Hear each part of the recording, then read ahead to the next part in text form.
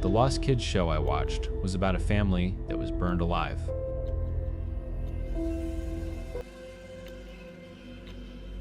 The children's show I watched as a kid was a ghost. I mean that literally.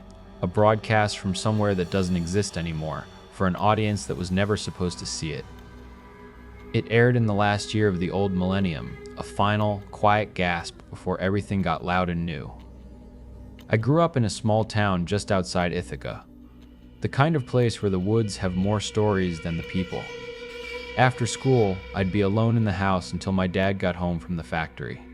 The hours between 3 and 5 were mine, and they belonged to a show called the Hearthstone House. It came on Channel 11, a local station that mostly played farming reports and grainy reruns. There was no theme song, not really, just a single wavering piano melody played over a watercolor painting of a 2-story house. It was painted in soft yellows and blues, but the colors always looked like they were bleeding at the edges. The camera would slowly push in on the front door as the melody played, and right at the end, one note would hang in the air, sour and wrong. Then a woman's voice, a gentle hum that turned into a whisper. Time to come inside. The door would creak open.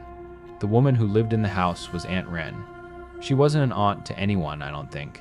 She wore these long floral dresses that seemed a decade out of style even then, and her dark hair was always pinned up in a severe bun.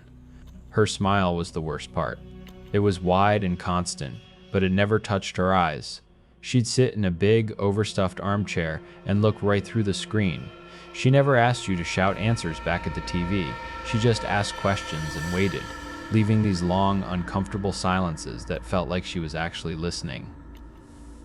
"Did you lock the door behind you?" she'd ask, her head tilted. "Good. We don't want any drafts." Her only friends in the house were puppets. But they weren't puppets. They were dolls. Stiff, unmoving things she'd sit in chairs and talk to. The camera would just cut to a close-up of their painted faces while a different voice spoke, a voice that was always too close to the microphone, full of static and breath. I remember one of them vividly, a little sailor doll she called Captain Cinder. He was carved from wood and sat on the mantelpiece, his legs dangling over the edge. Half of his painted smile was chipped away, revealing the dark, almost burnt-looking wood underneath. His voice was a low, gravelly rasp. He'd say things that made no sense to me then. Aunt Wren would be dusting the furniture and she'd say, "We have to make sure everything is perfect for our guests." And the camera would cut to Captain Cinder's chipped face. "They're not gone, Wren," the raspy voice would breathe. "They're just sleeping. You just have to make sure no one wakes them." And she'd let out this little laugh, like he'd told the funniest joke in the world. As a lonely kid, I loved it. The quiet house, the strange, soft-spoken woman. It felt safe. A secret world just for me. Then came the last episode. It was late December 1999. I remember because the world was buzzing with Y2K panic, and my school had just made us write letters to our future selves. That afternoon, the show started differently. The watercolor painting was darker, the colors muddy. And instead of the piano, there was just the sound of a loud, ticking clock. Aunt Wren wasn't in her chair. She was standing by a window, but you couldn't see anything outside. It was just a flat, milky white. She wasn't smiling. "The hands are getting closer," she said, her voice barely a whisper. "The big numbers will all fall down and become small again. When they do, the house has to be quiet." She paused, looking over her shoulder as if someone was in the room with her.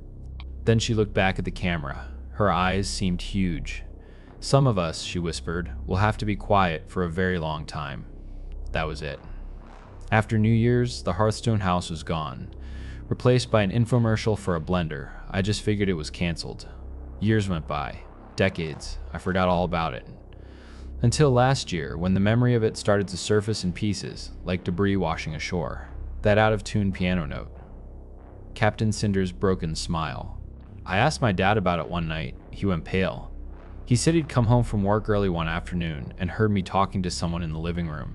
He walked in and I was sitting on the floor, way too close to the TV, just staring at it. He said he heard me say, clear as day, "Yes, the door is locked. No one else is home." He looked at the screen and saw a woman in a pale dress staring back, but the instant he stepped into the room, The TV hissed and went to a wall of static. He said he turned it off, and the room was suddenly freezing cold. He never let me watch Channel 11 alone again.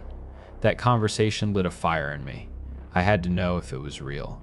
I spent months digging, old TV guides, lost media forums, digital newspaper archives, nothing. It was like the show never existed.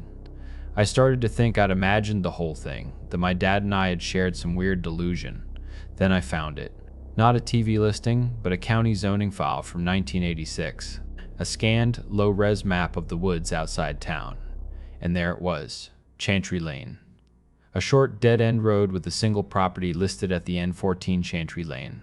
My blood ran cold. I searched the address. The first result was a digitized police incident report from New Year's Eve, 1987. Structure fire, fatalities. The family's name was Ashworth. A mother, a father, and their 3 young children. They all died when the house burned to the ground just after midnight. No survivors. I felt sick, but I kept digging. I found a short article from the local paper a week after the fire. It mentioned the mother, Linnea Ashworth. She was a local artist who ran a popular after-school art club for children out of her home. The kids called it the Hearthstone Circle. That was enough to make my hands shake. But it got worse.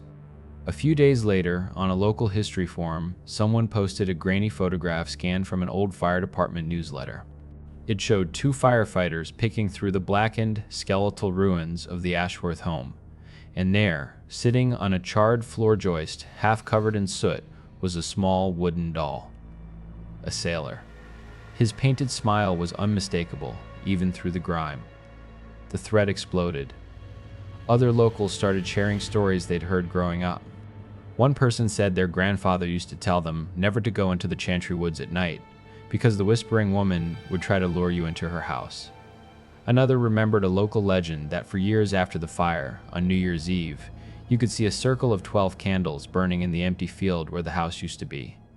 A third person, a retired sheriff's deputy, posted that the fire investigators had found something weird in the basement. On the concrete floor, drawn in chalk, was a huge circle, a clock face. The numbers 1 through 11 were perfectly clear. The number 12 had been furiously scratched out. I had to go. Last Saturday, I drove out there. Chantry Lane isn't on the map anymore, but the GPS still remembered it. The paved road turns to gravel and then just ends at a rusty chain-link fence. Beyond it, the forest has reclaimed everything. I pushed through the brush. It was colder back there, the air damp and still. And then I saw it. A low rectangle of moss-covered foundation stones, almost completely swallowed by the earth. I ran my hand over one of the stones. Beneath the grime, I could just make out a faint trace of pale yellow paint. On the cornerstone, a streak of faded blue. It felt wrong to be there. Like I was standing in an open grave. The silence was absolute. And then, faint, so faint I thought I was imagining it, I heard it. A single, wavering piano melody. It played for just a few seconds before it was swallowed by the woods. I fucking ran. I didn't stop until I was back at my car, fumbling with my keys, my heart trying to beat its way out of my chest. When I finally got the door open and threw myself inside, I saw it. On the rear window, someone had used their fingertip to trace 2 numbers in the dust and grime. 12. I swiped it away with my sleeve. The glass underneath was ice cold. It all clicked into place on the drive home. The fire was in 1987. 12 years later, to the month, the Hearthstone House appeared on my TV. It ran for exactly 1 year and vanished when the clock struck midnight and the calendar turned to 2000. A 12-year silence. A 12-month broadcast. A clock with a missing 12. It's been over 20 years since the show disappeared. I don't know what kind of cycle is ending or what kind is about to begin. All I know is that something has changed. For the past few nights, I've been hearing things again. I'll wake up in the dead of night, and I can hear that same out-of-tune piano melody drifting from somewhere downstairs. It's faint, but it's there. And just as I'm about to fall back asleep, I hear her voice, not a whisper anymore. It's clear and calm, like she's standing right in the doorway to my room. The hands are turning, she says, Soon it will be time to come home.